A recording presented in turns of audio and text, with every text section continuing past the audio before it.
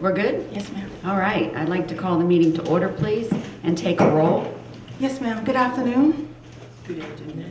Welcome to the Town of Hillsboro Beach Special Commission meeting, Friday, October 4th, 2019. Roll call. Mayor Tarrant. Present. Vice Mayor Curdy. Present. Commissioner Feynman. Present. Commissioner Baldessar. Present. Commissioner Brown. Present. Madam Mayor, with all present, we have a quorum. Thank you. I'd ask everyone to please stand for the Pledge of Allegiance, and I'd like Miss Monica Schmidt to lead us in the pledge. I pledge allegiance to the flag of the United States of America and to the republic for which it stands, one nation, under God, indivisible, with liberty and justice for all. Perfect. Thank you. Thank you to everyone for coming out on such short notice for today's meeting.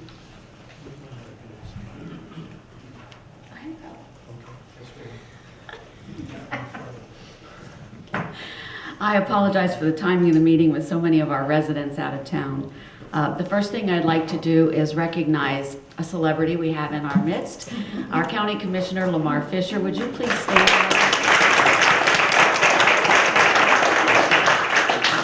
And I made him blush.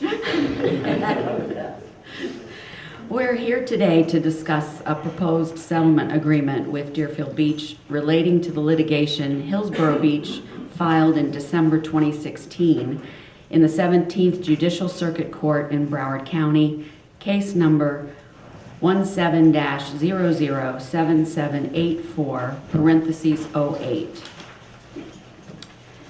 We don't usually stand strictly on ceremony in our meetings, but today I do want to remind you that Robert's Rules of Order are the basis for our meetings. Keep in mind that this meeting relates to the proposed settlement and not to a possible trial per se. This is not a forum for ranting about past injustices.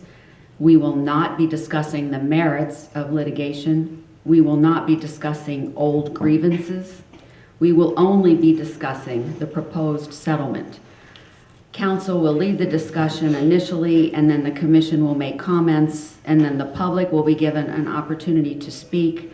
One comment per person, so you can't speak more than one time, and we want to avoid redundancies. If someone has already mentioned what's on your mind, please don't repeat it. Hopefully, many of you had an opportunity to review the proposed settlement. It was posted on the website and also made accessible through a link sent out via email for the folks for whom we have email addresses. And many of you emailed your thoughts to me, and I forwarded those messages on to the town manager so that he could share them with the rest of the commission. I'll ask Town Attorney DJ Duty to first read the resolution by title only and give a brief history of the situation. Yes, Madam Mayor, also members of the commission, do you wish to have a time limitation on the public for each speaker? Well, it'll be 3 minutes, but I don't anticipate having to drop the gavel. Okay. Resolution by title only, a resolution of the Town Commission of the Town of Hillsboro Beach, Florida, approving and authorizing the appropriate town officials to execute a settlement agreement between the Town of Hillsboro Beach and the City of Deerfield Beach, providing for severability and providing for effective date. Thank you, Madam Mayor, members of the commission, members of the public. This special meeting has been called pursuant to Article 4 of the Town Charter, and the purpose, as the mayor has indicated, is to consider a proposed settlement agreement with the City of Deerfield. As a way of background, the town initiated a legal action pursuant to Chapter 164 of the Florida statutes, which require prior to the filing of any lawsuit that cities enter into meaningful discussions either on the staff level or the commission level and seek through a mediation process a resolution of the issues. To that extent, the town hired the law firm of Hotel, Fernandez, Bryant, and Atkinson as special counsel to assist us in that procedure. With us today is Mr. Tim Perry of that law firm, who is still acting as special counsel to the town. After adhering to the requirements of Chapter 164 and unable to resolve the differences that existed, on April 24, 2017, the town of Hillsboro Beach filed a lawsuit against the city of Deerfield Beach, seeking the enforcement of permits issued in the 1960s. To that extent, in the course of the litigation, the town has also retained the law firm of Ackerman as special counsel to assist in the process.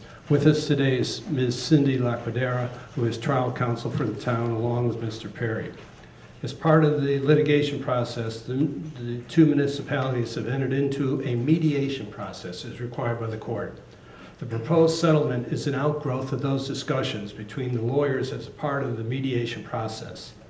This meeting, as the mayor has indicated, has been called because time is of the essence. The trial is scheduled for November 15th. And subject to the court's, it's a non-jury trial, and it's subject to the court's direction, though, whether or not the trial would commence at November 15th. But as Ms. Laquadera can explain, we are on a trial calendar that commences November 15th. Hence, the settlement agreement has been brought before this commission for consideration. So if there is a basis for settlement, the trial lawyers do not have to expend the time and energy to prepare for trial. If there is not a resolution, then the preparation for trial must commence.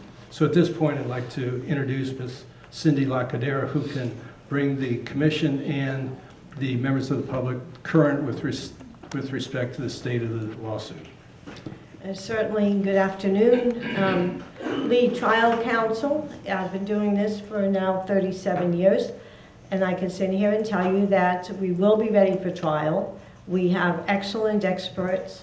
We have excellent evidence.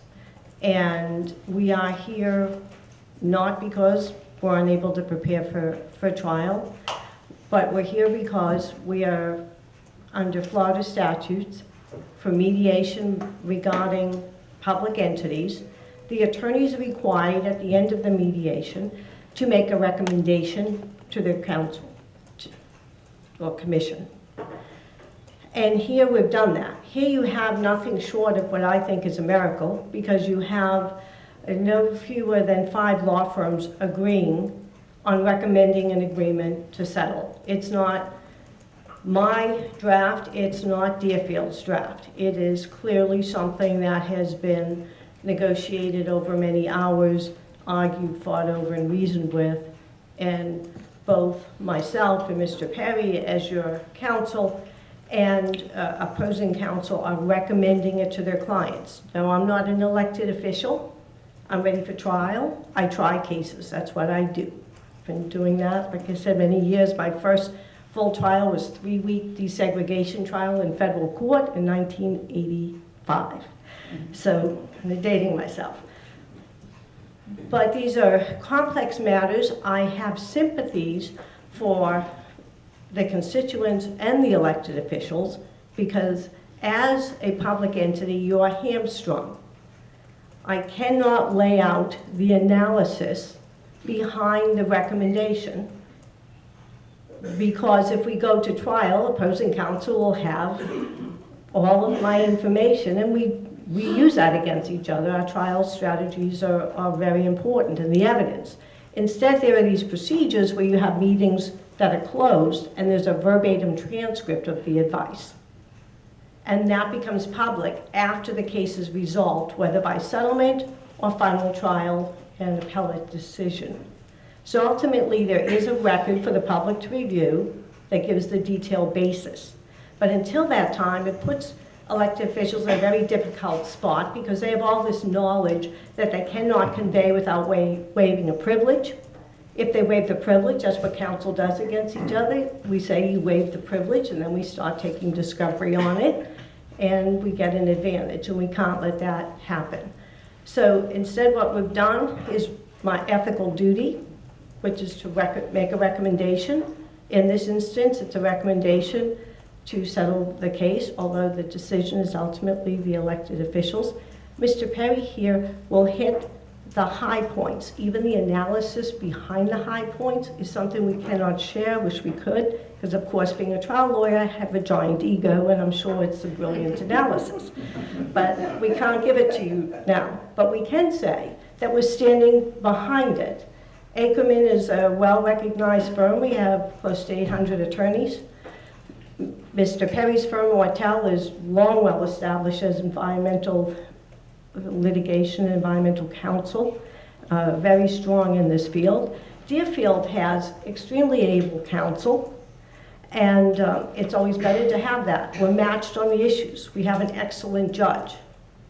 Those aren't the issues. We don't fear the trial. We just are making this recommendation for your consideration.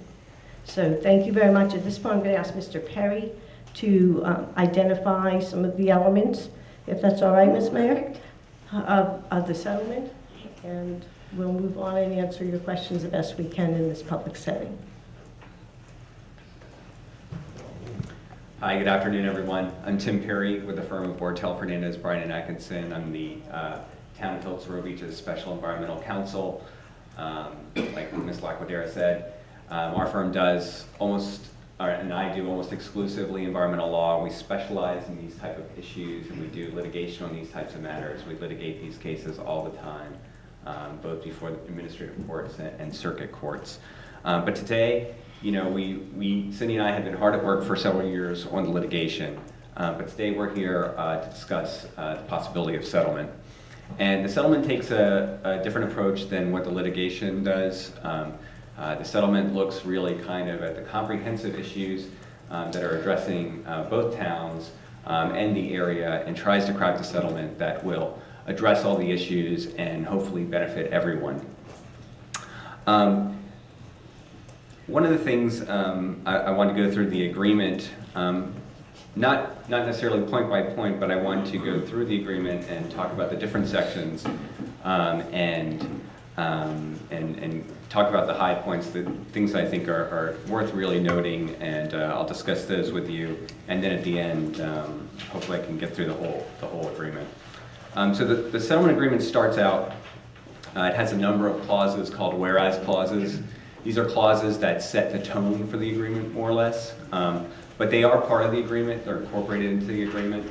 The one in particular that I want to highlight here, because I think it gives a good summary of the settlement agreement, is the last one. It's on page 2. And what it says is that, whereas the parties recognize the need to meet regularly and periodically on an emergency basis to provide for a well-managed, maintained, and nourished beach in Hillsboro and Deerfield, and to increase the possibility of receiving local, state, and federal third-party funding for beach management, maintenance, and nourishment, and to foster cooperation on regional sediment management issues. And I think in a nutshell, that kind of captures the main points of this agreement. It's going to foster a relationship between the two municipalities to work together on beach and coastal issues, not just for their towns, but to also try and foster relationships with all of the government entities that are involved in this area. That includes the county, it includes the state agencies like the Department of Environmental Protection, includes the federal government as well, for which there's considerable funding for beach management activities. It also tries to maximize that funding as well. And there's some more detail that I'll go through during the presentation. The first section of the agreement incorporates all those whereas clauses into the agreement, makes them part of the agreement, part of the contract. And this is a contract, it's enforceable like a contract. That's what a settlement agreement is. The second part sets an effective date when both parties approve the agreement and sign it. That's when the agreement becomes effective. The third part of the agreement has a number of definitions that are used throughout the agreement. The fourth part of the agreement is titled Settlement Terms, and that has the key substantive terms for the settlement agreement, and I'm going to walk through these in a little bit more detail. Section 4A of the settlement agreement talks about the work on the initial renourishment that will take place. Once the parties enter into the agreement and becomes effective, they start working within 30 days of the effective date to work on an initial renourishment project. The first subsection under that talks about the goal of the project. And the goal of the project is to extend and maintain the shoreline seaward of the land to maximize public access, and also to achieve a scope, design, profiles, and template consistent with the 1998 renourishment pursuant to a DEP permit that was issued at that time. And that was a project that is larger in scope. It provides good information for as much of the coastline as possible relative to other projects. The final technical components of the project are, of course, subject to approval and design and permitting and available funding. The anticipated construction date of such a project would be between 2020 and 2022. Subsection 3 provides that Deerfield shall take the lead on engineering, permitting, applying for local, state, and federal third-party funding and project management, and Hillsboro shall cooperate with Deerfield on working on those things.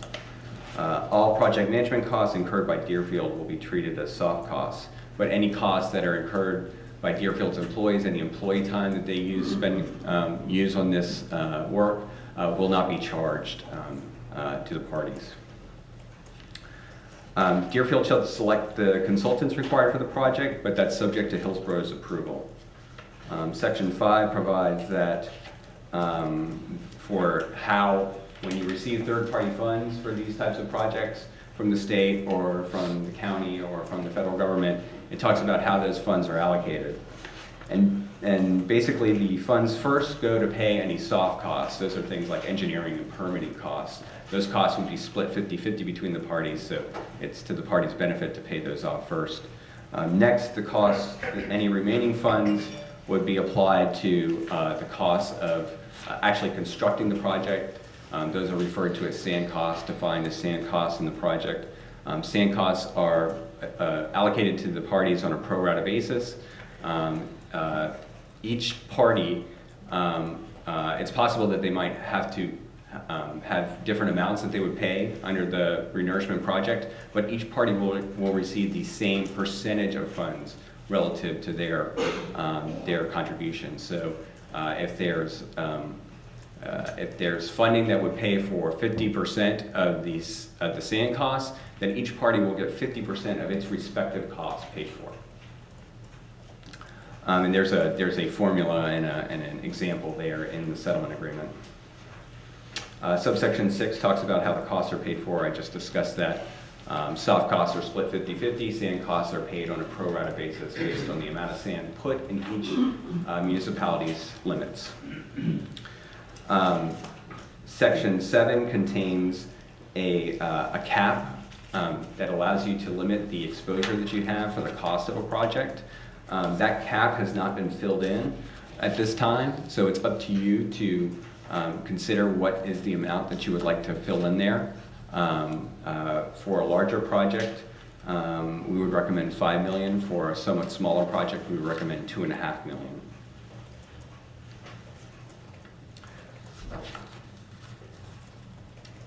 If the costs exceed that cap, then the parties have the discretion of whether or not to move forward with the project. Section 9 talks about that the parties will make good faith efforts to minimize the cost of the project. That's always prudent. Since we're going to be spending the public's funds, we want to make sure that we're getting a good deal. It also implies that the parties are going to work to their best efforts to maximize funding from third-party sources. That's always a good thing. The more money you can get from state and county and federal sources, the better for the project. It helps to reduce the project's overall costs, and that's one of the main benefits of this agreement is working together increases the likelihood that you will receive funds from third parties. And Section 10 talks about also Deerfield working with Boca Raton to try and utilize the Boca Raton Inlet as a sand source. That's good both from a regional sand management perspective. That's what the state agencies and the federal government like to see, is all the parties in the area working together. That's the best way to manage a project possible. And it also is to everybody's benefit to do it that way, because the project would receive or be eligible for 75% cost share funding. Likewise, subsection 10.2 talks about the parties desiring to also look about doing a feasibility study to receive funding from the U.S. Army Corps of Engineers There's also a cost cap for that feasibility study written into the contract so that it limits your exposure for the amount of cost you would pay for that study. We would recommend for that we would recommend $500,000, $500,000 for that cap. Section 11 is that the parties will keep each other informed regarding their efforts and whenever significant events occur on the project. That's the section on the initial renourishment project. Subsection 5B talks about the maintenance of public access. Deerfield agrees that it will maintain public access along the shoreline at the revetment, that's at the town line, to the extent required by state law. And below that is subsection 5C that discusses semi-annual beach monitoring that the parties will undertake. That beach monitoring will be conducted twice a year in January and July. It will go from our monuments R4, which is roughly at the north end of the cove, all the way down to R12, which is about a mile down south into the town. The parties will share those costs 50-50, and the benefit of doing this is it gives both parties great data on what the conditions are like within their respective jurisdictions off in the coast. It can be used to apply for funding from state and federal sources, and it can be used by engineers to design projects. Section D, 5D talks about future renourishments. This is the renourishments that might take place after the initial project. Most of the terms are the same as for the initial project. I did want to highlight that all future renourishments shall be based on the semi-annual beach monitoring demonstrating a need for renourishment. So it contemplates that the parties will take the data that's collected on a semi-annual basis and use that to make and inform their decisions on whether to do projects.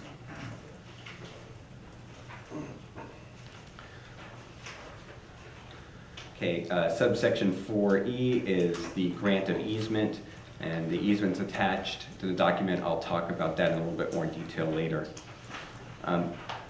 Section 4F talks about the parties working together on regional sediment management with a goal to maximize funding and manage the beach and inlet resources on a regional rather than a municipal basis. And this would contemplate the parties working together and entering into any agreements needed to maximize third-party funding, as well as to work with all of the government entities that have jurisdiction over this area of the coast. Section 4G talks about Hillsboro exploring cooperative opportunities with the Hillsboro Inlet District, and that is with the goal of achieving all of the goals that are discussed in the agreement itself. Similarly, Section 4H talks about Deerfield taking the lead with opportunities with the city of Boca Raton. Section 4I talks about dismissal of the litigation, which would take place within 7 days of the effective date.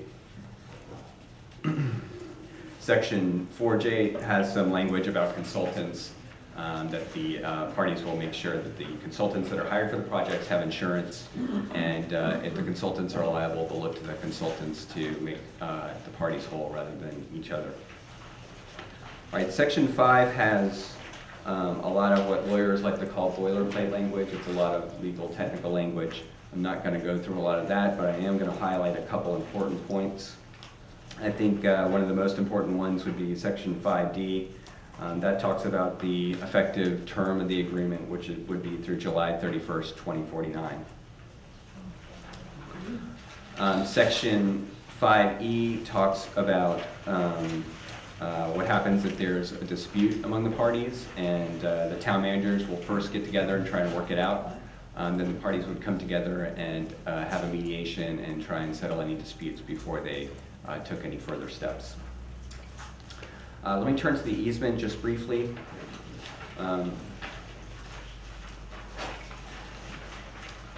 I think the main purposes of the easement, are twofold.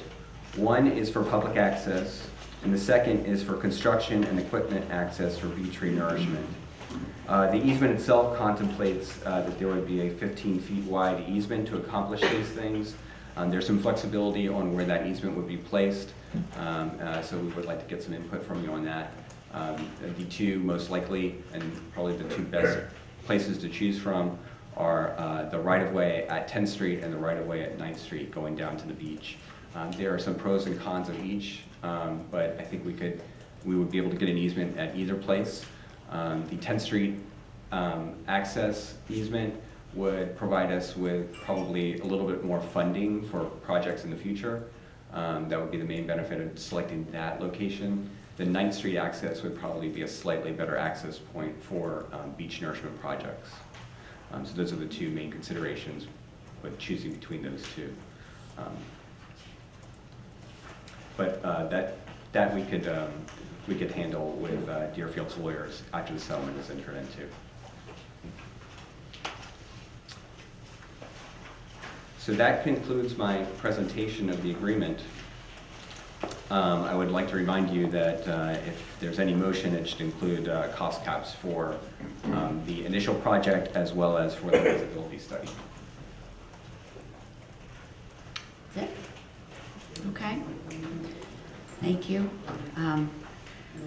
Now I'd like the commission to provide some comments, and I'd like to start.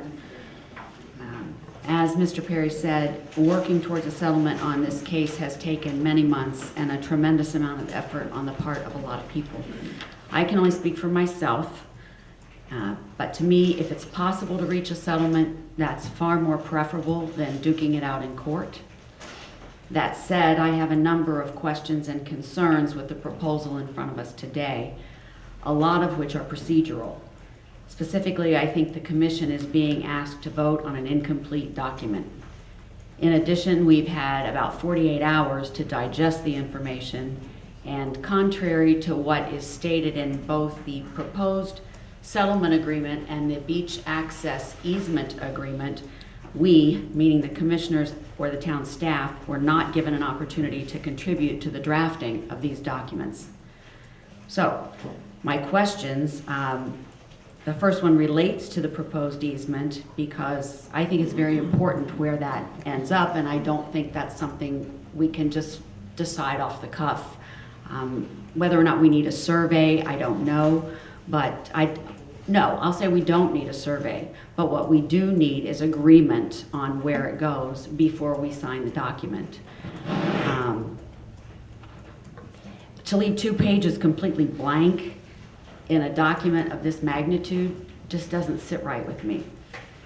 Secondly, the purpose of negotiating for an easement is to establish a public access point so that third-party funding, and that's the primary reason for negotiating an easement, so that third-party funding can be a possibility whenever a nourishment is necessary. The problem here is that we have not communicated to the relevant third parties what we're considering doing. Those third parties include DEP, the Corps, and the county. If the third parties don't agree that our plan to establish an access point through an easement is viable, and that this plan will satisfy their requirements for funding, that would negate a major benefit of this proposal. So, in my opinion, we're putting the cart before the horse by being asked to sign this agreement before a blessing of some kind has been given by the third-party entities that we are dependent on. For the benefit of the residents, I want to explain that I'm going to give you a scenario of what exactly that means, how important this is. If a project costs $10 million, in the past, we've basically been responsible for the entire amount, $10 million bucks, to the 2,000 people that live in Hillsboro Beach. By having third-party funding, this amount goes way down. The state can contribute 50%, which leaves $5 million. Then the county can contribute 50% of that, which leaves $2.5 million for us. So 10 million, $2.5 million. The other option is we actually get sand from the Boca Inlet, and in that case, the project becomes an inlet management project. And what that means is the state can give us 75%, which leaves $2.5 million, and the county can give 50% of that, which leaves 1.25 million for us instead of 10 million. And the third scenario, even better still, is if we become a federal project, and in that case, the feds can contribute 75%, which leaves 2.5 million. The state can contribute 50% of that, which leaves 1.25 million, and the county can contribute 50% of that, which leaves 650,000 for us. So you're looking at $10 million versus 650,000 if all the stars are aligned. It's a huge difference, which is why having this public access point, regardless of everything else, that is super beneficial for regional sand management, which theoretically is the goal. So I just wanted you to understand the magnitude of the importance of third-party funding. My third question, the proposal gives Deerfield the authority to select the consultants, but it doesn't provide for what happens if Hillsboro has a problem with the consultants that Deerfield proposes for a joint project. So the document needs to have language that provides a remedy for that situation. In my opinion, if we're partners on a project, we should both have input into the selection of the consultants. That's the way good partnerships work. On page 4, it says the date for construction of the initial project is between 2020 and 2022. I'm telling you right now, that's not possible. DEP has already, they are up to the 2021-2022 application timeframe now. So we can't even make application for DEP funding until their 2021-2022 cycle. So those dates can't be lived with. We can't even fit into that time frame. On page 5, it says the dollar amounts for the parties have to be capped, which Mr. Perry pointed out, and I agree. I don't agree that we can just pick a number out of thin air and say, okay, here's that magic number. I think there needs to be some specific research done on what that number should be before that blank gets filled in. And again, I'm not comfortable signing a document with blanks all over the place.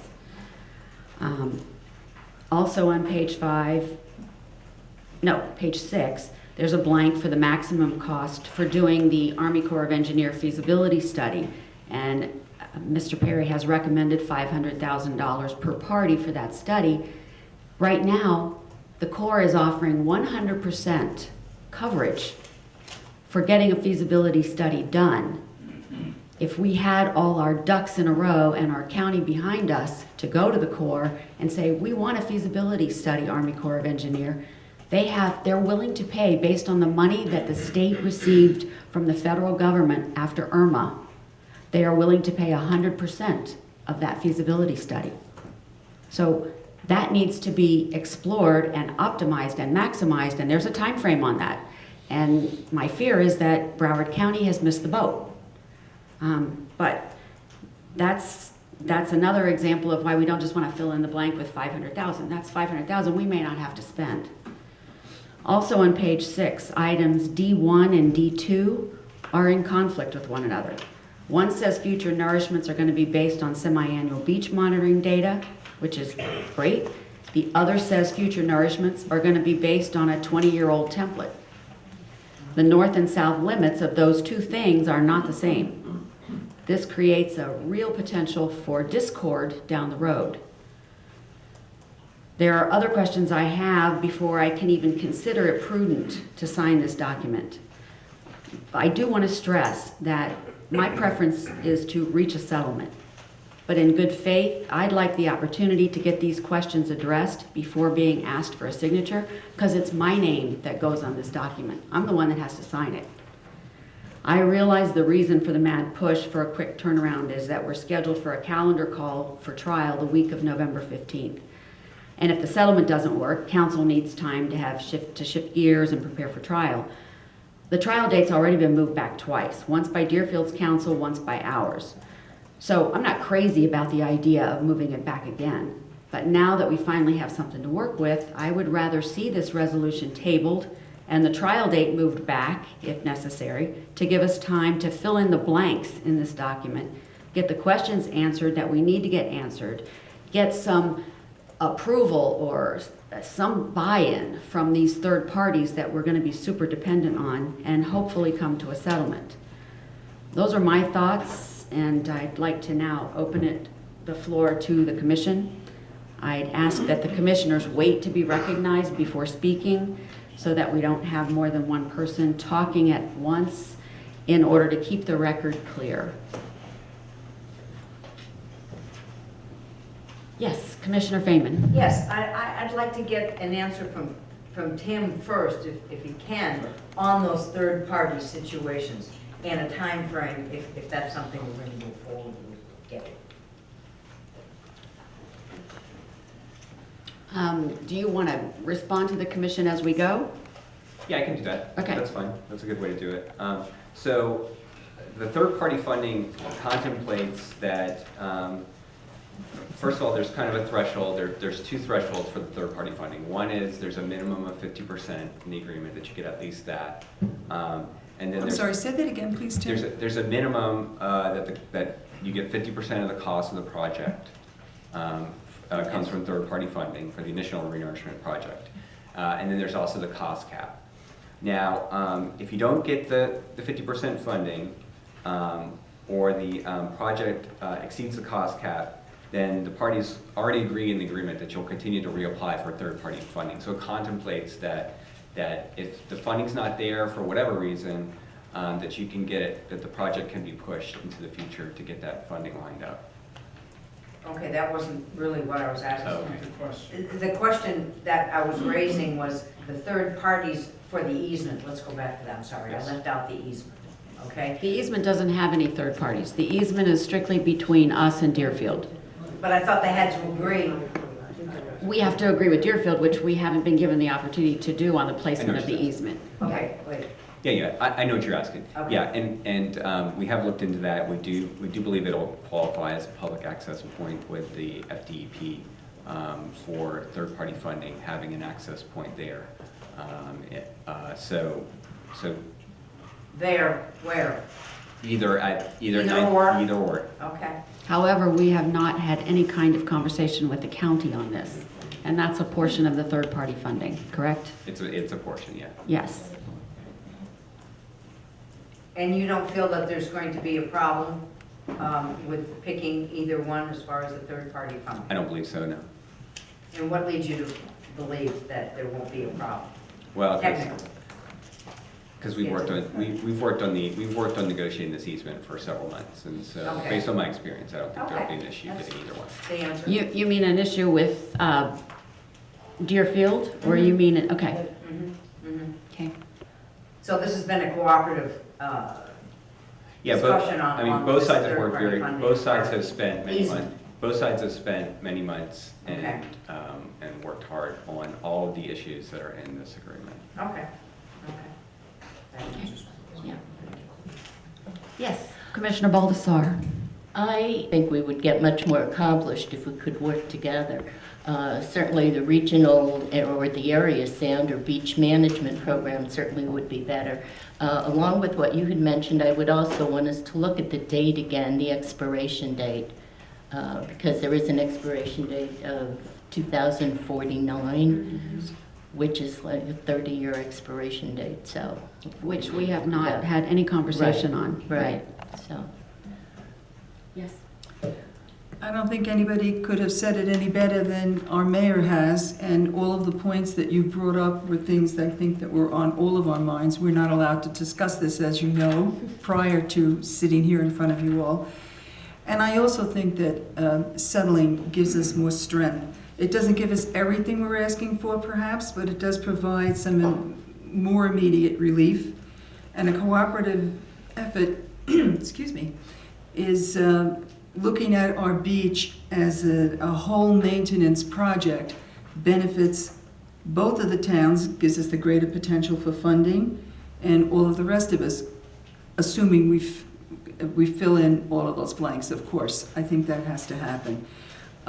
Many of us in this room, unfortunately, will be not on this side of the grass in 30 years, but we're not thinking of ourselves in this. We're thinking of the town and its health and perpetuity.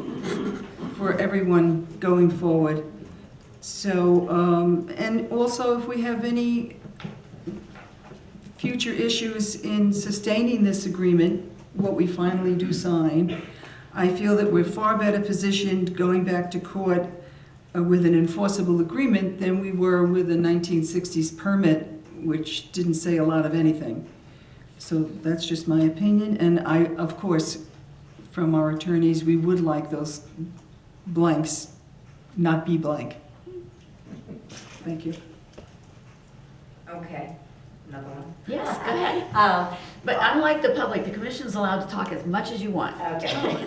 On the caps, okay, as you, we did not really discuss any caps. We didn't discuss any of that. What was the reasoning in giving those particular figures, if please? Yeah, and so the caps were based on a larger project and kind of factoring in some of the expected third-party funding. So we looked at a larger project would probably run the town about $5 million. That's for a very big project. $2.5 million would be about half of that. So those were that was the thought on the caps there. That gives the town some flexibility. And that's with funding or with no funding? That would contemplate that you would get some funding. Yeah. What do you mean by a large project? How much money? So a large project would be, it depends on the sand source. So sand costs different amounts depending on where you get the sand from. So if you got sand from, say, an inlet source or another source that was not an onshore source, then it would get you roughly about 500,000 cubic yards for a project, considering that size with 50% funding or so. Now, if you had to get all that sand from inland, that's not very cost effective. And that would be a much smaller project, something in the order of like 190,000 cubic yards or so. So it's all variable anyway at this point, Yeah. actually. It's variable, I mean, and that's what, and you know, the project's gotta be designed. So you're giving us the maximum caps We're trying to give you at this some, point with those figures. right, I'm trying to give you a cap for a big project and a small Gotcha. project. Doesn't mean we're gonna spend that much, but it's just there because Exactly. that's So expected. you're not gonna go over The that. most expected, and we're not gonna go over that, That's right. okay? Obviously, the caps for us are dependent on our budget. I mean, what monies do we have? Where are we going to get the funding? Whatever that magic number is in the blanks is dependent on, is there really money there to cover it? Wouldn't it have to each, if I may? Sure. Each time be discussed by us to see? where we are Absolutely. on it? Yeah, so, Yeah, But I future, mean, so it's a figure we're putting in there. Right, Okay. right. So there's no reason we can't put that, either one of all those figures in, they've done research on that, and have those figures there. It doesn't mean we're gonna use them. Correct, but it really should have some input from our town staff so that we know money-wise what's realistic to have in there as a cap. And our town staff has not had any input into. Okay. Commissioner Brown, I can tell you're getting ready to speak. Oh, man, I don't, Uh-oh. I gotta coordinate my words here. Well, we've taken a lot of time to talk about funding for future erosion. But we haven't dealt with why we have this erosion, why we originally got to the table, why did we do this? It's because we have some groins sitting out there. Now, I think what maybe the large population doesn't realize is if maybe clearly the big part of this whole picture is the 1998 renourishment that would be mandated under this agreement. And maybe, and that 1998 renourishment was supposed to cut back on our erosion if kept in place and monitored. There's a lot of costs in that. Maybe that 1998 renourishment process should be defined a little bit more clearly as part of this agreement. What is required as far as dollars and cents to put this together, and what does it include? I think it's answered partially in here in terms of the required monitoring, because the document requires semi-annual monitoring. which has an expense involved. I mean, it's not a cheap thing to send out the engineers twice a year to monitor the profile of the beach. My concern is that we use that information to then do what we're trying to do, and it does not say that in this document. I think that's what the intent is, but it doesn't say that. But does anybody know basically what that 1998 renourishment plan consisted of? Sure. Yes. Okay. What do you want to know? Does the public know? Oh, I'm sure not, but what portion do you think is, Well, the problem is to get this agreement in place and get this funding going besides the easement, you have to perform this project. And we went into this saying that our groins were our issue. We have not spoken about removing any groins, but in this agreement, we spoke about covering the last 5 groins. That's part of the 1998 agreement. And that covering doesn't mean cover the rocks. It means taking the sand and bringing it out to the tips of the groins. meaning the easternmost portion of the rock piles? That is correct. And in 1998, the city of Hillsboro Beach used 50,000 cubic yards as their part. No, that was Deerfield. I'm We sorry, used Deerfield. 500,000. Deerfield Beach used, I'm sorry, because I'm more caught up in this thought process. Deerfield Beach used 50,000 cubic yards to perform that project then. And maybe we'll use the same amount of cubic yards that would be needed to put this plan in motion. But we also, Hillsboro Beach at the time, had to contribute over 400,000 cubic yards to bring the beach into that requirement. And the project went down, I forget, 7,000 feet down the road, 5,600, 1 mile. down to Opal Towers. So in figuring this out to date, this agreement would say that we have to expend probably anywhere from $8 million to $11 million to meet our end of the bargain. The monitoring would be Deerfield's monitoring the last 5 groins, that the sand stays in front of the tips of the groins. Underwater. So the north to south drift will come down to us. Now, there'll be a point that by monitoring that, and the groins are the monitoring point that says we have to do something. So when that sand disappears and goes behind the tips, now the engineers got to get together and come to a conclusion that that Deerfield has to replenish to the tips. But during that period of time, by requiring it to be replenished, those groins are inactive again. They're not helping us. And when you bring it back to the tips, you have to get the permits, you have to get the contractors, you gotta work around the turtles. So the initial replenishment, as we've had in the past, might only last 2 years, but based on what we have going on out here, there could be more than 2 years. And we would be mandated to replenish our sand, whatever the difference is, for 1 mile down the road, while Deerfield only has to replenish out to the tips, which in most cases, we're gonna pay for more money. Do we get funding? That's a crapshoot. But here we are, we're in an agreement, and we had 53 groins going into this that were in question. We came up in a shade session with maybe 19. We're down to remove. We're down to 5. And excuse me, you cannot refer to anything that is discussed in the shade. Oh, I'm sorry.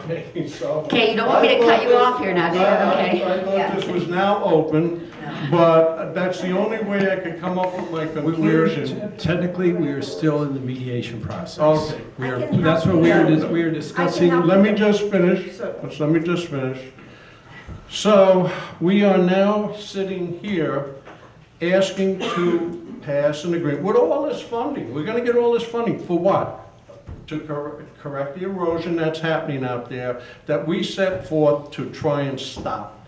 And I just see that we have nothing removed. We're stuck with the last 5 and we're replenishing and not removing. So please help me out of this and help me see it a little better. Yeah, but may I, Ms. Mayor? Yes. Okay. First, let me clear up the 53. When you filed your petition, and this is okay because all the expert depositions have been taken, and so the other side knows our expert testimony is that it is the lower 19 that are causing some element of beach erosion. And so at the time the petition was filed, we didn't have the expert testimony. And there are other issues affecting, so the groins north of those 19 are not, in the opinions of our experts, causing any significant amount of erosion. And that's okay, because what you're looking for was a remedy. You wanted a better beach. It would have been great if none of them had to come out, right? Because if it wasn't that problem, then you don't have an issue with your neighbor, if it's something else. But our experts determined, and again, the defendants have taken the depositions, that it's the lower 19. There's 2 ways you can address them. You can rip them out, which requires that we win the trial, win the appeal, about 4 years down, then you're on your own forever. That's one solution. Or you can try to neutralize them. So you neutralize them by filling them to the tips. Then you quite aptly pointed out, well, what happens when it erodes? Well, whether the erosion is from what we say, because they contested, the groins, or whether the erosion is from another source, we still get the benefit of a joint project to fix it. Because we all know that there are instances in which the beach's erosion has nothing to do with the groins. So we still have the benefits of that joint project, and hopefully more with others. So that's number 1.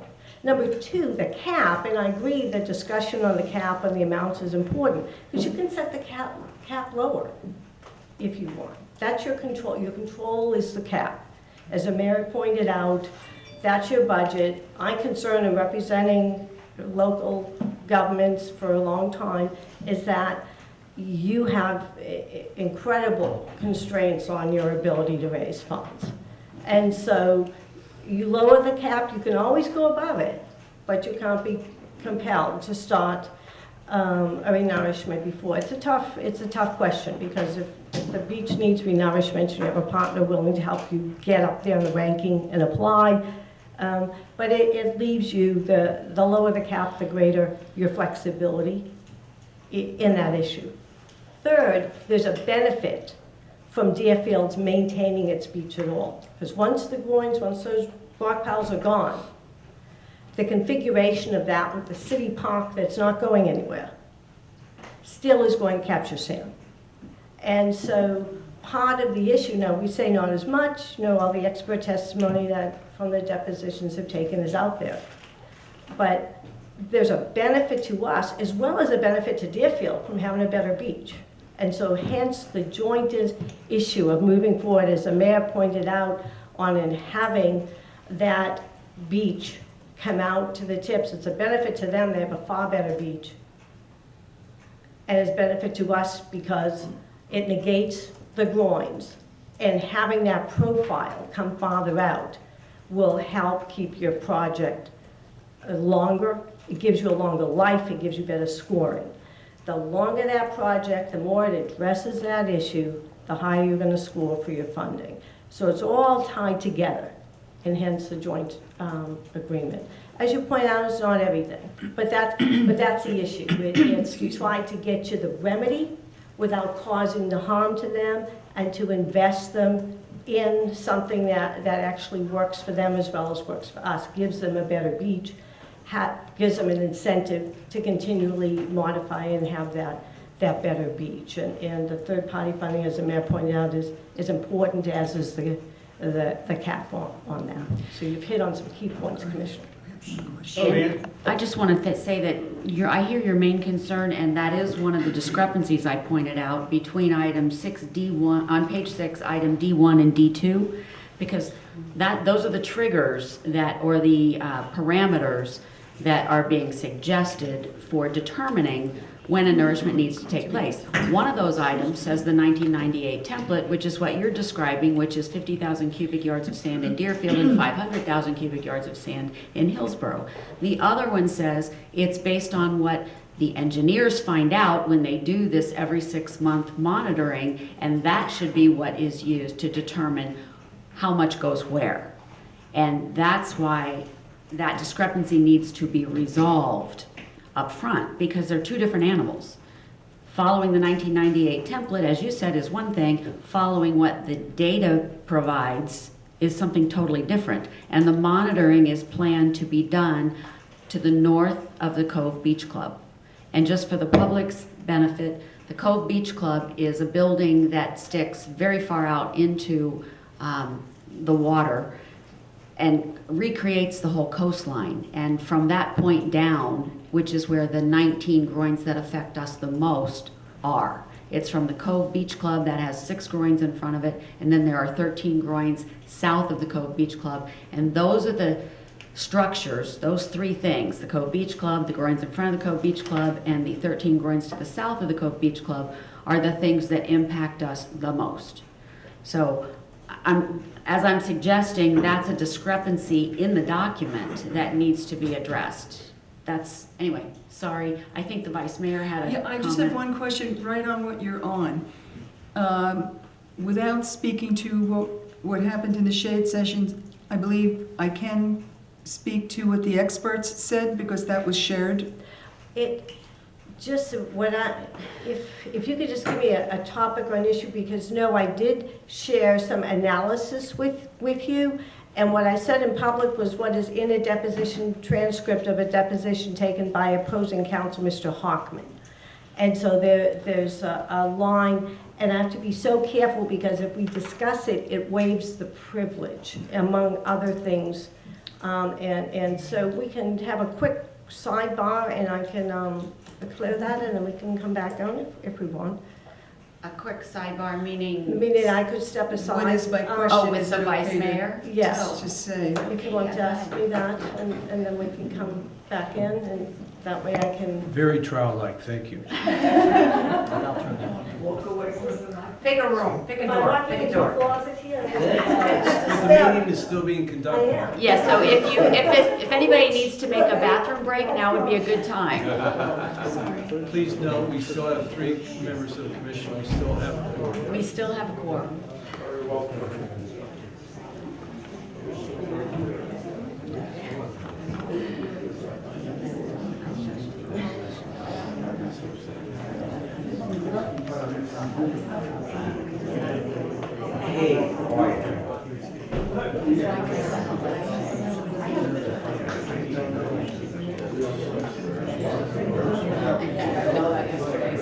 I have another question, or should I wait till? Yes, you have to wait. We are on the record. I'll hold everybody, they can take a bathroom break.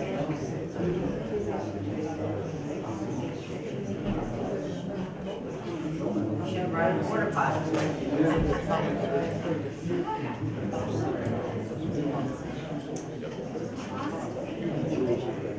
Yeah, what was the total amount?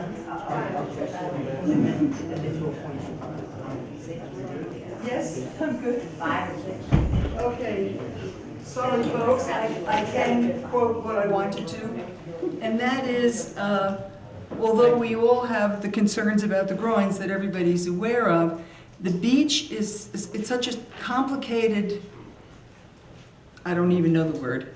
I know marine expert. It's a living, breathing entity. Yes, and what causes the erosion is not just one factor. So I'd like you all to be very cognizant of that as we're discussing this settlement. The settlement agreement is one thing. But there may have to be renourishments just because of storms, as you all know, and sea rise and those type of things. That was it. That was my big conference on the side. Okay. See? Closeted officials, don't talk about us. Commissioner Brown, okay. You still have the floor if you would like it. I would like. Okay, have at it. Your statement to the benefit that Deerfield Beach will get on their beach. Yes. Their main beach is north of the cove. They got plenty of sand up there. The area south of the cove, coming down by us, I walk that area quite a bit, and I don't see ever an issue with the people who park their car and wanting to go out on that beach have a problem as we do in Hillsboro Beach. So the benefit that they'll get from the 5 groins or the 1998 nourishment, it's not significant to us. It's another plus on their side. And my other question is, if 5 groins are the problem, would it not be cheaper just to take the 5 groins out over the long run, over the long haul? Dollars and cents, they'd be gone. I think I'm done. The points you've made are points, Deerfield has to have some benefit in this agreement, right? And so Deerfield is benefiting in 2 ways, okay? They don't have to rip out the groins, the 5 groins, because that costs money. You look at them, permits and money and removal. And then they don't have to maintain the shore without them.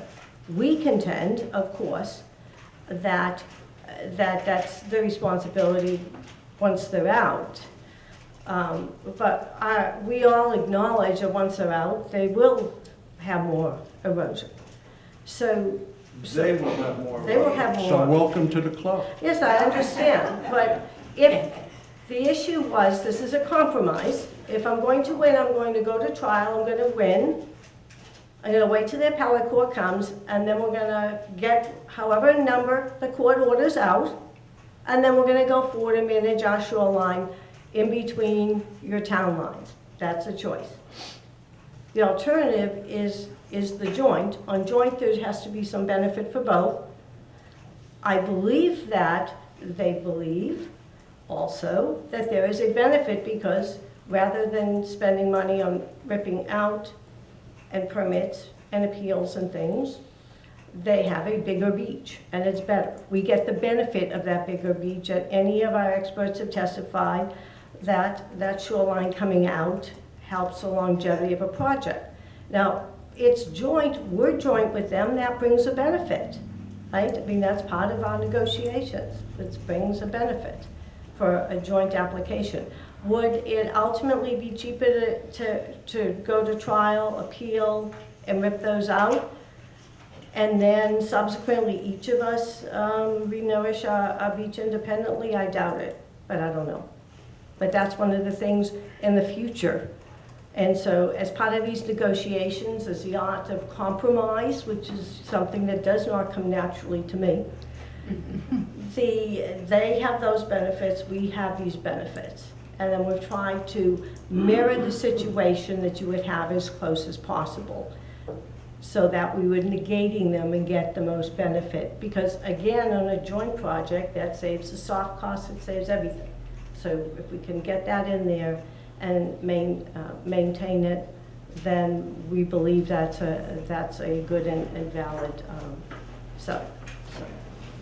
I just want to add one more thing too, and I don't know that we've really touched on this yet, but I did talk about that one whereas clause, the one that I pointed to, and the one that talks about, providing for a well-managed, maintained, and nourished beach in Hillsboro and Deerfield.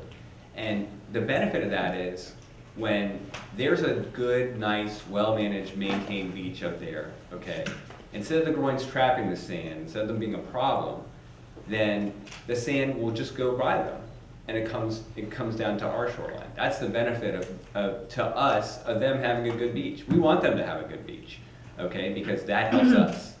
And that's really kind of the focus of the settlement, is that both parties benefit tremendously in myriad ways from maintaining well-managed, maintained, nourished beaches in both jurisdictions. It's good for both parties. It's good for funding. It's good for avoiding erosion.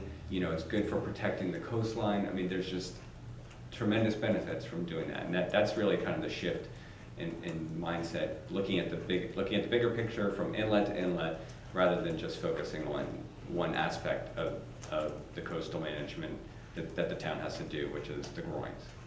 And Tim, I don't know if I made that point well, but that's what I was trying to make a point of. No matter for what reason the sand is diminished on our beach, this agreement holds. So we can look for renourishment if, you know, at the end of 6 months.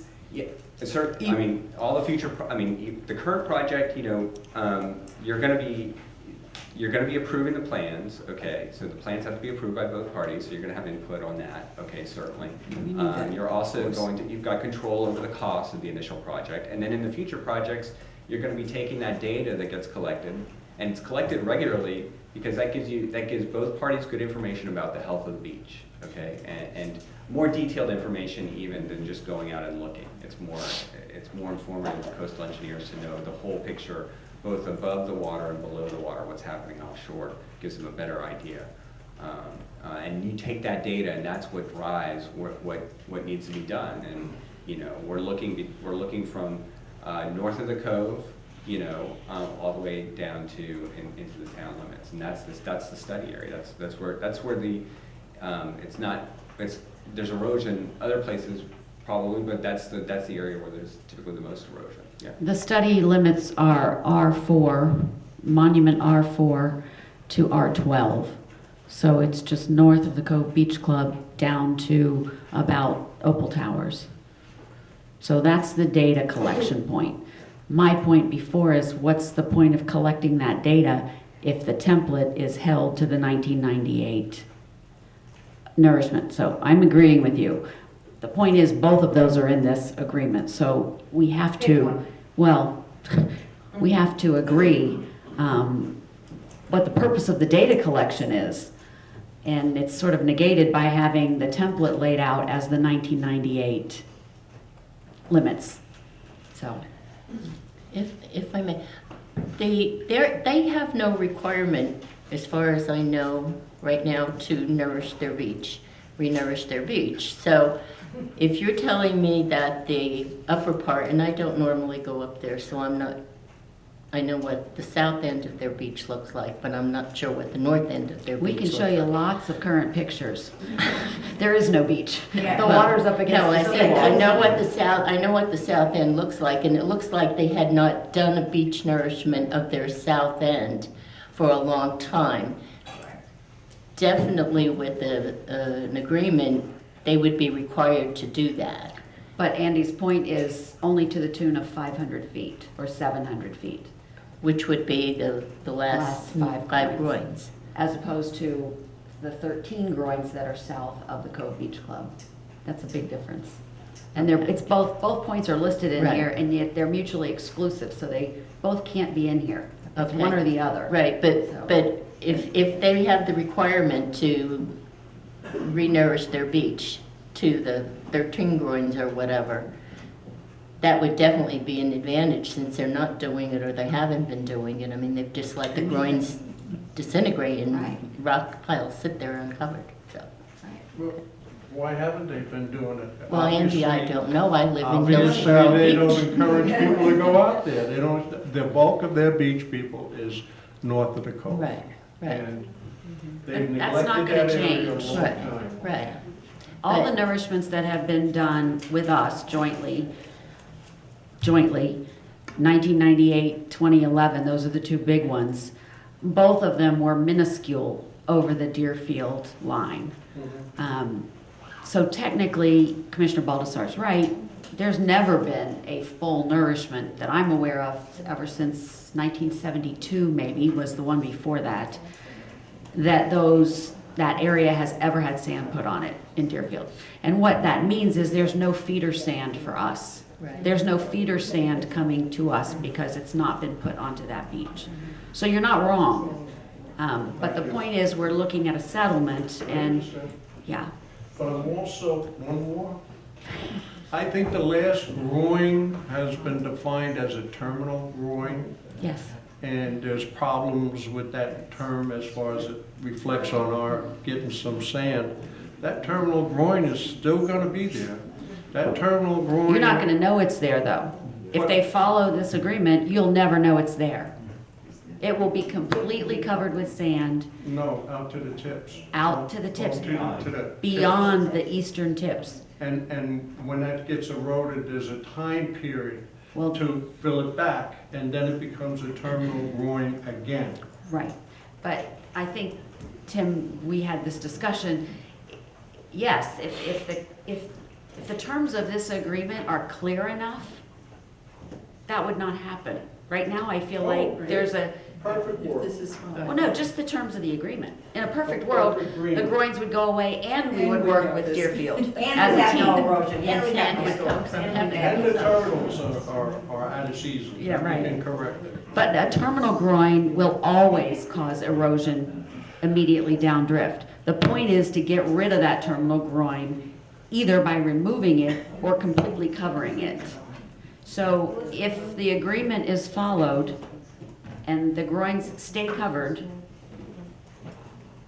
it doesn't actually say that in this agreement, however, but if the data from the 6-month monitoring suggests that it's time to do a nourishment, because rocks anywhere are exposed, not just above the water line.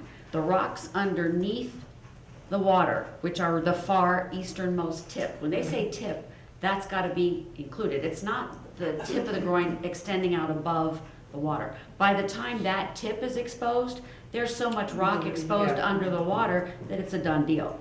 So the divers and the data collection will have to focus on the easternmost tips underwater. Because as soon as rock becomes exposed, it exacerbates. So theoretically, to keep the rocks covered, keeps that from happening. Theoretically. I'm just saying there's some holes here, but anyway, sorry. Go ahead, Tim. No, I mean, I mean, that's kind of what we're talking about. I mean, I think the agreement talks about having a well-maintained, nourished beach in both jurisdictions. That's nice. That's very vague, though. We would like to see it say something about keeping the rocks covered. I mean, that's 5 more words put in there. It'd make a big difference. Well, that's after the 6 months. Keeping it covered means they're monitoring every 6 months, and then they come up with the determination. Right. You can almost go a year uncovered. By the time they meet for the 6 months, and time you get your permits, the time you get your contractors, to the time you get the turtles out of season, you're gonna have a year where it's not functioning again to our benefit. Well, part of the job of the engineers is to anticipate that, Right. based on the data they're collecting, and to give us recommendations as to when the next nourishment should be planned. And not only are they renourishing, we have to be accountable for our 5,000 feet that the project calls for. So we're constantly picking in, and yes, you get your money. Well, back. that is items, But we're back to re-nourishing the beach. that's item D2. Item D1 right in front of that says the nourishments are going to be based on what the data tells us. Right. That's why there's a Oh, problem. I know, I One understand, says but we're use the data, the other one says constantly- use the old template. So, The agreement also contemplates meeting on an emergency basis. I mean, if there's an emergency problem, if the problem's getting out of hand, I think, ideally the parties are working together. I think that's what the agreement contemplates. You're either meeting at the semi-annual monitoring times, twice a year, or if you need to meet on an emergency basis, then you get together and you meet on an emergency basis and you try and address the problem.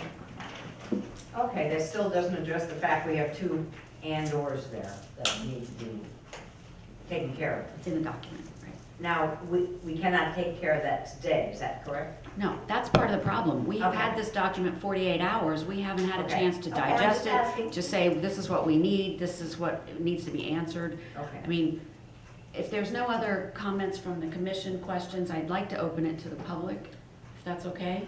I just have one more question. Okay, Thank go you. ahead.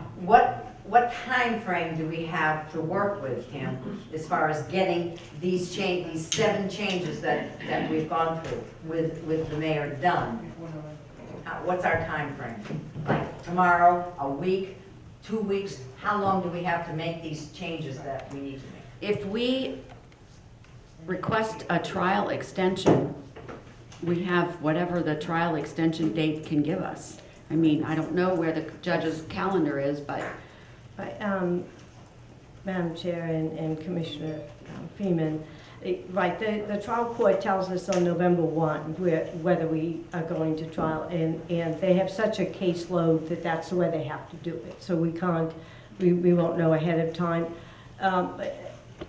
Given that we thought we were prepared, and we do not want to rush you, because this is critical, and this is what happens, things that appear obvious to me, because this is what I do. It needs to be documented better so that the elected officials have something that is clear. So we would need to move really for a continuance and put the trial off, because we're to the point that right now, I had anticipated a vote, and we were moving, my assistant has the note that if I come back and the case is going to trial, clear everything from my calendar from now until Thanksgiving, because the trial starts on November 15th. We have a lot of work to do to be prepared. We will be prepared as well. Opposing counsel will be doing, I'm sure, the exact same thing. Which is clearing everything. So that's a lot of expensive work. We don't want to ever go into trial with other than your complete and total preparation.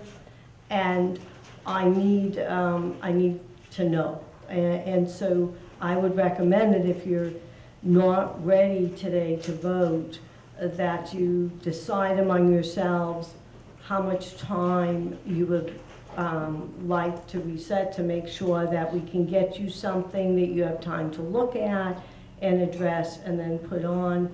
And if it's anything more than 48 hours or so, or the necessary amount for the next exam, then I would need to move for a continuance, because if we're at trial, of course, we're going to be prepared.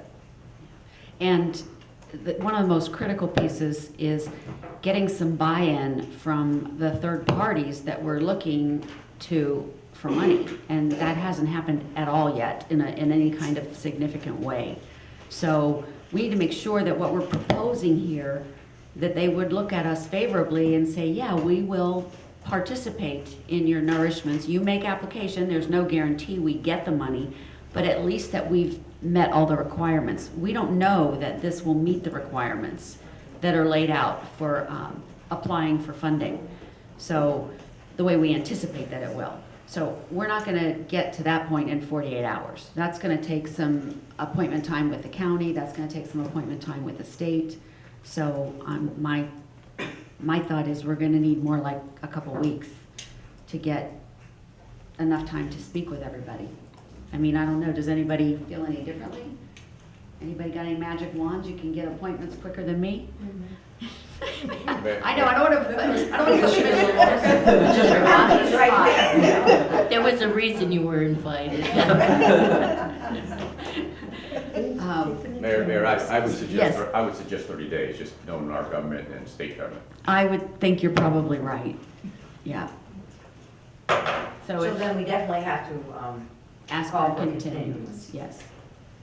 to get I mean, we don't have to, we answered. can move forward, but I like the fact that we've got something to work with finally. Exactly. You know, after 6 months of really not hearing much of anything, now we've got this, so I feel like, I agree, and I think all your points are extremely valid, so there's no question there. Some are gonna take longer than the next, but I think 30 days, we should be able to do what we need to do. I would think so.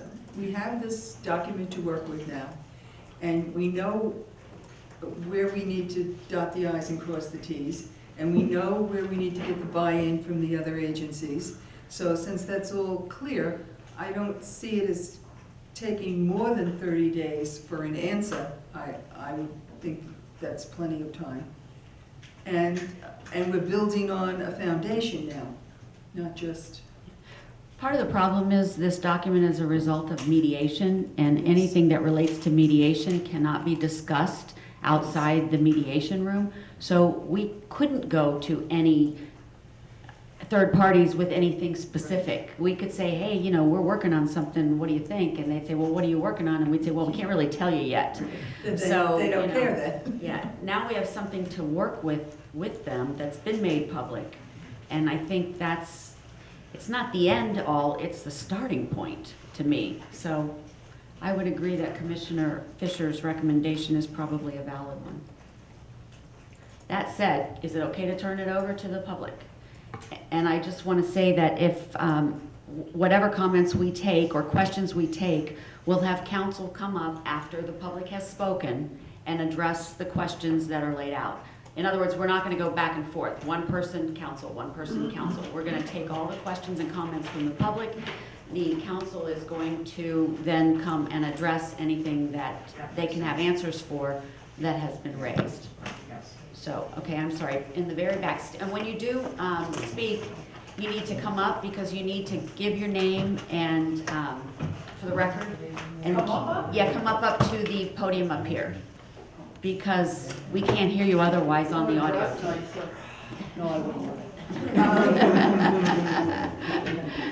Hi, Kim Williams.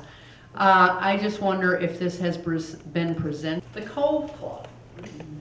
And it was gone, no, I really do. It was gone after 2 years. You could look out, you could stand where they do their Zumba thing, and you could look out and see nothing but sand. And it's just gone like that. You know, believe it or not, sometimes when the littoral drift shifts and it comes from the south, the groins can get covered within a matter of weeks when they weren't before that. Not complete, I don't want to say the southern groins, but some of them. Right?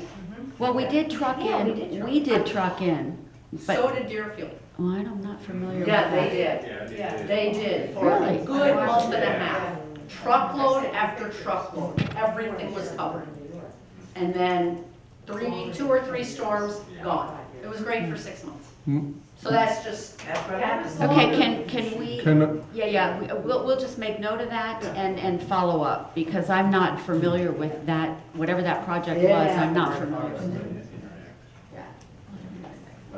Okay, who else? Come on up. This is Al Shore.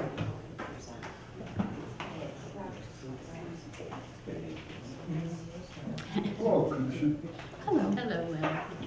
Al Shore, 1147. I've got 3 minutes, so I'm gonna talk real fast. I've only got 3 points. Go ahead. One is, if we're gonna look at going forward with the settlement, I think that there's a couple items that need to be looked at closely, and that is on page 4 and also on page 7. Page 4 talks about the initial renourishment. Page 7 talks about ongoing renourishments, and the wording is exactly the same, okay? And it's, Deerfield shall take the lead on engineering, permitting, applying for local and state and federal third-party funding, project management. Hillsboro shall cooperate and insist in any manner needed, requested by Deerfield City Manager or his designee. All project management costs incurred by Deerfield shall be deemed to be soft costs. And then the next paragraph says, Deerfield shall select consultants required for the project subject to Hillsboro's approval, which shall not be unreasonably withheld. The point is, in both places, this was not collaborative. This is their draft. This is what they put out there. We had no input on this. We're subservient in this arrangement. That's point 1. Point 2, on page 9, it says, and I won't read the whole thing, and that's D, binding effect. It said, "All terms and provisions of this agreement, whether so expressed or not, shall be binding upon the parties and successors for 30 years." Is that your legacy that you want to give somebody down the road, that you're signing up to something like this? Like I said, I've only had 48 hours to digest this as a final document, Yeah, so. I would have some problem with that language. My third point, with all due respect to the attorney here, she mentioned that both parties have to benefit. Well, let me get to the base premise of this thing. 60 years ago, Deerfield signed an agreement that said you can put growings in, or rocks in, whatever you want to call them, to maintain your beach. But if they cause a problem for a neighboring community, you have to remove them. We've asked them to remove them. They've said no. We filed a lawsuit. What's the benefit that they have to get out of this thing? We're suing them because they didn't live up to an agreement that's causing us harm. So, maybe there's a compromise here. You can keep your growings, you can keep your rocks, but you pay 50% of our cost for any future renourishments, whatever we don't get from feds or et cetera. But, that's something that maybe we should consider in this, and that's my 3 points in this settlement.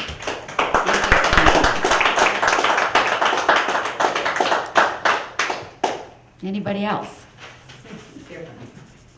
That's, okay, Jane. Jane Reiser.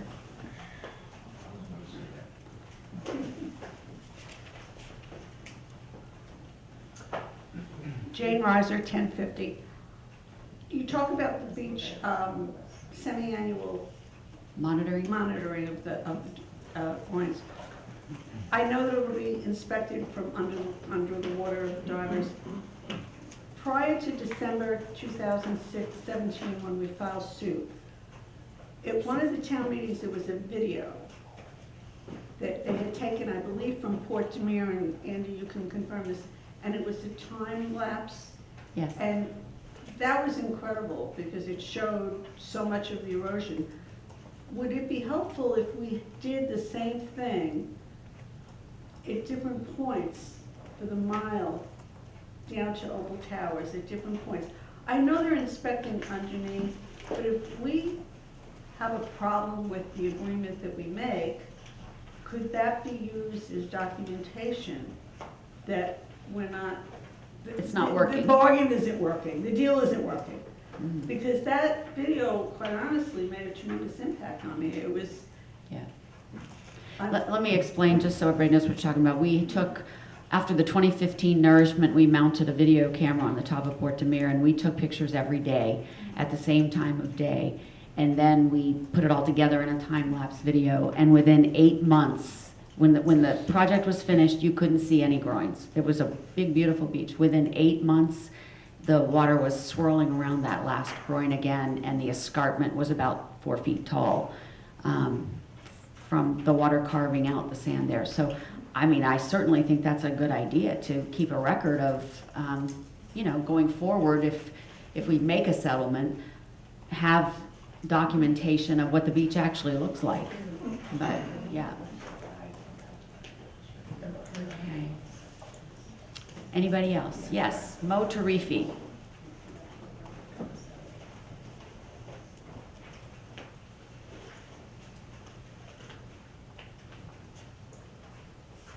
Mo Tarifi,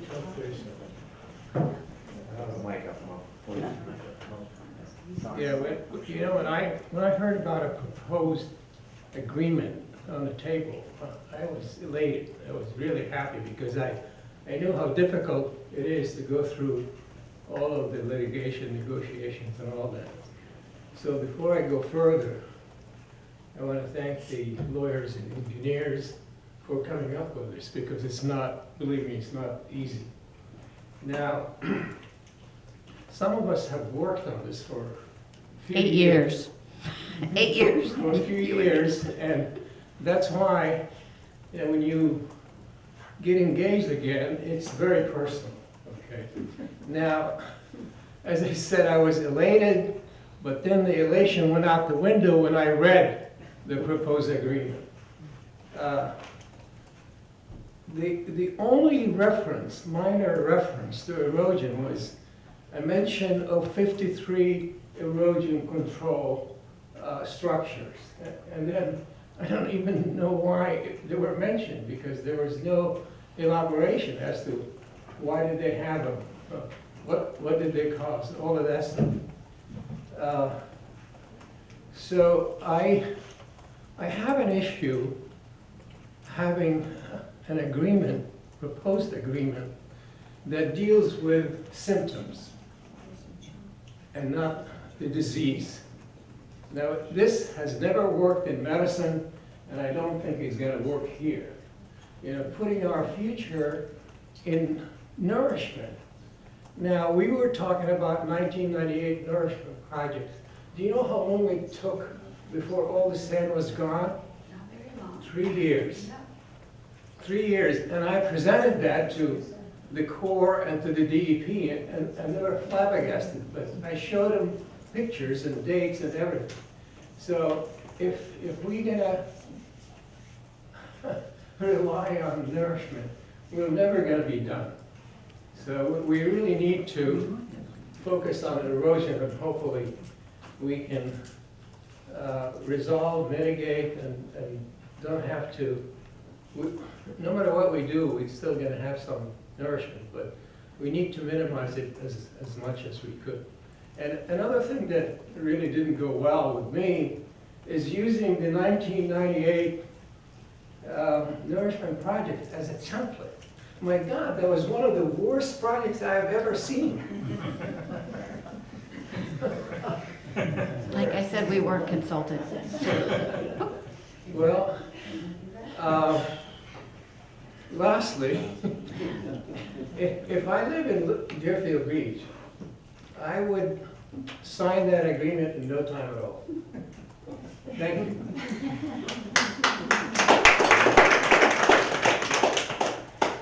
Okay, wait, I have one more. Don Seco. Excuse me, sir, can you please spell your name? Don Maseko, 1239 Port Demire, Can you spell your last Spell it. name? Macejko. Thank you. Thank you all for taking the time to go ahead, because like Mo said, this is personal. And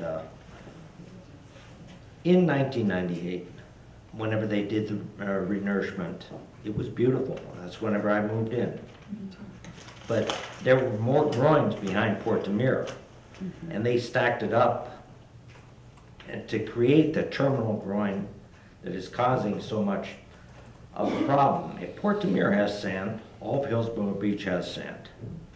And if they do nothing more than take a look at that groin field, any groin project in the United States, the last 5 groins get progressively smaller and smaller and smaller, to the point that the last groin the ocean flows over top of and doesn't impede the flow of sand, which doesn't affect people downflow from them. But so in any agreement, we have to alter that groin field. Otherwise, we can dump all the sand in the world forever, and we'll never ever go ahead and hold it through a storm, through anything. But that's all I have to say. Thank you, Mayor. Thank you. And I think, yeah, Cindy can come up and, Just cut off public comments. oh, yeah. So if there are no other, oh, wait, we have one more public comment? Okay, sorry.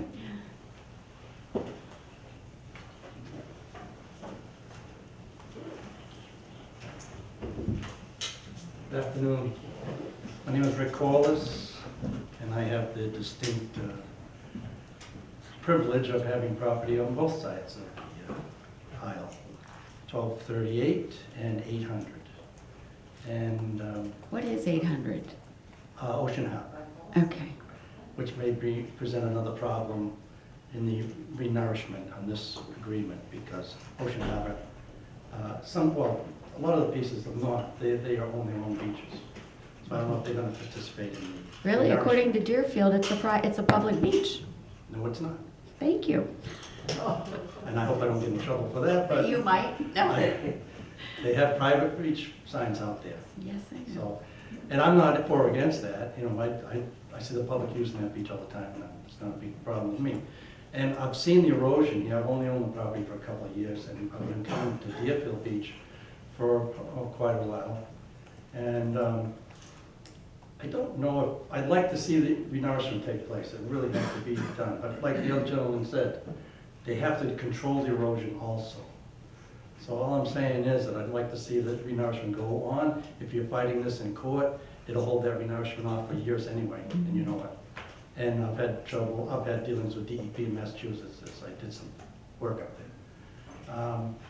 But if the groins are working for Deerfield, why aren't we considering putting a few more in further down? $50 million. Aye. And turtles. Oh, yeah, fix that too. If it's not, you know, I guess then that's not an answer. Because Maybe they- basically you have to maybe take they it were all the way to the compromised. inlet. Maybe Yeah. they're compromising on some of those groins coming out, or being small. That's all I can say. Thank you for. Thanks. Okay. Now, if there are no other public comments, I'll turn it back over to council so they can address some of the public comments. And this is how, when I opened up at the beginning, I said that the public has a very difficult situation when we're settling cases, especially elected officials, and hence the additional time. Because the analysis behind the recommendation is there, people. It is on a transcript you will be able to read. I cannot lay out my analysis on why I'm recommending the settlement. I can go to the points that are obvious, which is if we litigate, it will be at least 4 years. And you will pay every renourishment yourself thereafter. And this will not prevent the need for renourishments. You will have to do one initial renourishment entirely to get the benefit of the removals. So you have to first reset it. And it assumes the Deerfield's resetting. So you're getting benefit, but it's not a cure. You have to spend a lot of money before you get it. And none of us know what the appellate court will do. We think we'll win, but it's an issue of what we call first impression. And that's what brings both sides. Yes, this was negotiated by both sides. Yes, I recommended that Deerfield be in the lead because we're a public agency, so there's a public procurement process. You can't hand it to your friends. You have the right to, and the obligation to review and accept it. And they have staff. I've deposed their staff. They have very capable staff with existing relationships. And we save money when they're in the lead. We have previously sued Boca, not a good lead-in for their help, okay? Deerfield has a better relationship with Boca. We did what we had to do. This commission always has a chutzpah to do what it has to do. But we are jointly going forward with some give and take from everyone. And the details in that analysis and the history and all of that, it's in the transcript. So you will be able to read that and know that we've spent a great deal of time. We've appreciated Mr. Tarif's insight from the beginning. He kicked it off and nothing was ignored. We have, when I say we have great experts, we have great experts, okay? I mean, they have very good experts. Of course, I think mine are better. And they have been through all of these issues in great depth, as they must. So what we have here, the contract has to be reviewed and approved. They have to keep the town manager apprised. He is available to assist because he has also built some good relationships. And so they want his help when we're out there trying to get the funding. So that's, I just want to say I really wish I could go in because I could talk with you until you're just like ready to hang yourself because I won't stop about the minute detail we have here. And it is difficult. I wish that the commissioners, you'll see how much time they've spent in understanding these complex issues and wrestling with them and how difficult it is. So that's, I just wish I could give you a little more detail on it, but I really can't. All I can say is that it is in writing. It is in a verbatim transcript. You will be able to read it at the end, so that it's not in any secret. I just can't leave with the analysis on it. Thank you. Thank you. Yes. I think there was one question that really had to do with process, and that was related to had Deerfield Beach approved this. I think she can answer Right. that. And what I can say is they are bringing that also to their commission. They were waiting for some indication that there was enough interest on the commission to listen to the recommendation of council. Until we had a meeting in the sunshine, we couldn't do it. They have made the recommendation to approve this settlement. Right.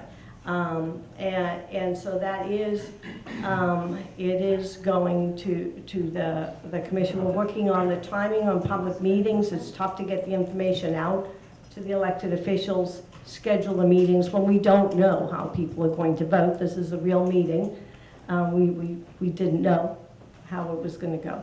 So we are required, as I started out, by the Florida rules governing the attorneys and governing government mediations, for the attorneys to make a recommendation to their clients. Other than that, if you weren't a government having to meet in the sunshine, your clients have to attend the mediation with authority to settle. And so, of course, the commission can't attend with authority to settle. It's a confidential process. You can't talk about it. They can't meet in secret in a mediation, so they can't reach a decision. So the statute says, and the rules say, that the attorneys representing the government entity have to make a recommendation to the government entity. And both of us have done that, and both of us are putting on the presentation. It wasn't easy getting there, but we are. And they have at least 2 firms on their side. They may have 3, I don't recall. Okay. Thank you, Cindy. Thank you. So at this point, I think I will ask for a motion from the commission as to how we should proceed. Is there a motion? I'd like to make a motion that we table Is there a second? Resolution 2019-51, is that? Yeah. Yes, ma'am. Could I have a time certain, please? That we have it resolved in 30 days? 30 days? Can you live with that, council? Okay. Motion's to table for 30 days. If it's seconded, just to advise you, there's no discussion on the motion to table. I'll second. Okay, let's take a roll. Yes, ma'am. Commissioner Baldessar. Yes. Commissioner Feynman. Yes. Commissioner Brown. Yes. Vice Mayor Curtis. Yes. Mayor Tarrant. Yes. Thank you. Motion carried. Okay, if there's nothing else, we'll have a motion for adjournment. Make a motion, we adjourn. Second? Commissioner Feynman. Yes. Commissioner Baldessar. Yes. Commissioner Brown. Yes. Vice Mayor Curtis. Yes. Mayor Tarrant. Yes. Mayor Tarrant, at 2:50 p.m. with no further business to come before the board, we are adjourned. Thank you.